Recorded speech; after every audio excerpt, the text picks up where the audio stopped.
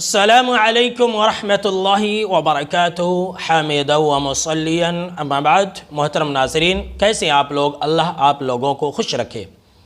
آج میں آپ کو یہ بتانے جا رہا ہوں کہ اللہ نے کس دن کس مخلوق کو پیدا کیا۔ ہفتہ کے جو 7 دن ہیں، ان 7 دنوں میں کس دن کس چیز کو اللہ رب العالمین نے پیدا کیا، اس کا ذکر صحیح مسلم شریف کے اندر موجود ہے۔ وہ حدیث میں آپ کو سنانے جا رہا ہوں۔ صحیح مسلم شریف حدیث نمبر 2789 ہے، 2789۔ حضرت ابو ہریرہ رضی اللہ تعالی عنہ راوی حدیث کہتے ہیں کہ آپ صلی اللہ تعالی علیہ وسلم نے میرا ہاتھ پکڑا اور کہا کہ اے ابو ہریرہ، جان لو کہ اللہ رب العالمین نے زمین کو ہفتہ کے دن پیدا کیا، یعنی کہ زمین کو سنیچر کے دن اللہ رب العالمین نے بنایا۔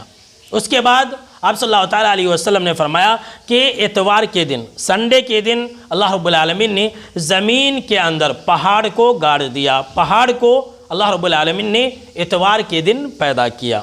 اور سوموار کے دن، پیر کے دن کیا ہوا؟ آپ صلی اللہ تعالیٰ علیہ وسلم نے فرمایا کہ پیر کے دن اللہ رب العالمین نے زمین کے اندر درخت کو اگایا۔ جو جھاڑ وغیرہ ہے، اللہ رب العالمین نے زمین کے اندر جو جھاڑ درخت وغیرہ کی پیدائش کی، وہ پیر کے دن کی۔ منگل کے دن آپ صلی اللہ تعالیٰ علیہ وسلم نے فرمایا کہ منگل کے دن اللہ رب العالمین نے مکروہ چیزوں کو، ناپسندیدہ چیزوں کو پیدا کیا۔ اور چہارشنبہ یعنی کہ بدھ کے دن کیا ہوا؟ آپ صلی اللہ تعالیٰ علیہ وسلم نے فرمایا کہ بدھ کے دن اللہ رب العالمین نے نور کو، روشنی کو پیدا کیا۔